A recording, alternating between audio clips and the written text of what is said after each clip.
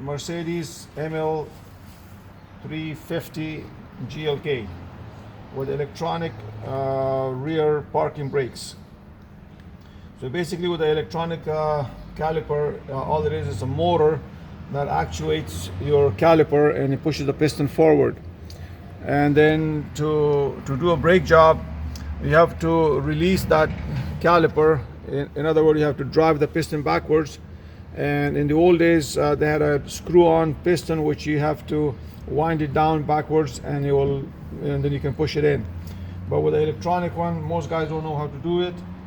It requires a service tool. It's a scanner, and in the scanner you go to a service caliper, and then it gives you an option where you wind it down, and then you do it from the car OBD2 connector.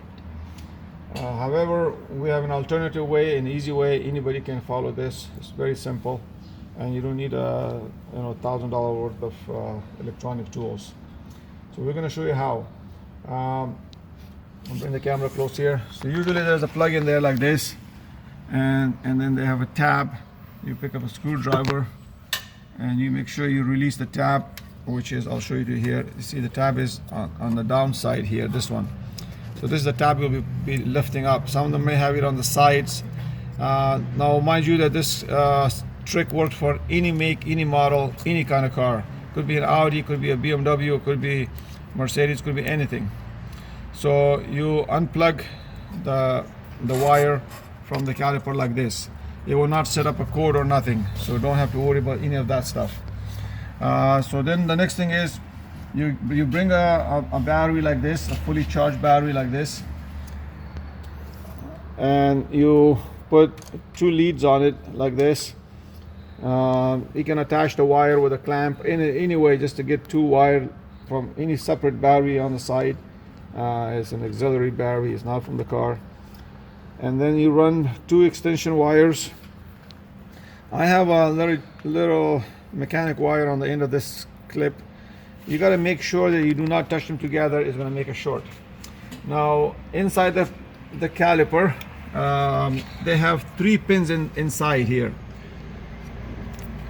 and see if you can take a picture inside here, down. That's, yeah, all the way in the pin. Yeah, there, see those pins? pins? There's two on the outside and one in the center. Don't worry about the center one.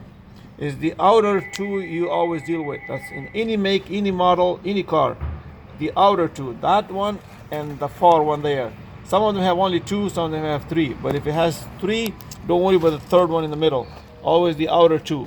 So what you do is you get your alligator clip and you put it in like this all the way, and you make sure,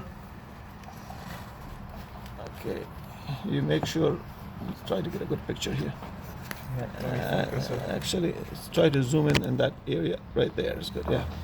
So what you do is you put it in and you try to get it in so you can touch the outer terminal there, but very carefully. And if you have an insulated wire, that'll be even better. But you get this one, and then you go with this. Oh, see, I touched it there. That's not something you want to do. And then you go until you touch the other wire. Now I'm touching that one. And then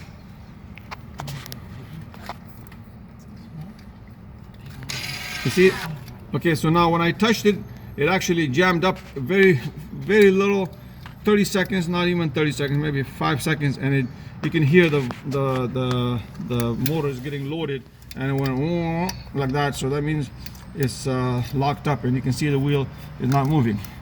So that locked it up. So what you want to do now, you want to switch it the other way around.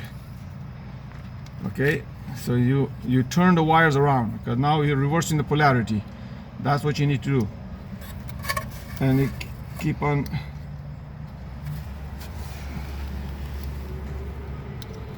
Okay, there. See that and now it will be a longer turn. You keep going. And hear the whining noise until the sound changes. You keep it going like that. See the noise? it changed. When it changed, actually start turning the piston with it. That is when it's totally released. When it's released, now you open your brakes, and then you can put your regular caliper pusher in there, and you push the piston in, service your caliper the normal way, and continue with your brake job. When you're done, you don't have to wind it back out for the parking brake to get adjusted. It'll automatically take care of itself. You just plug it in, apply your parking brake 2-3 times, and it will adjust itself and it will calibrate. You don't have to worry about any winding out. Just to wind it in, you need to power it up like this. And with this trick, you don't need a $1,000 scanner tool, and you can just do it. Anybody can do it. Thanks for watching. This is Expert Mechanics at Etobicoke, Ontario. Phone number is 416-201-8600, and the address is 727 Kipling Avenue, Etobicoke, Ontario, M8Z5G4. If you like the video, give us a thumbs up. Thank you.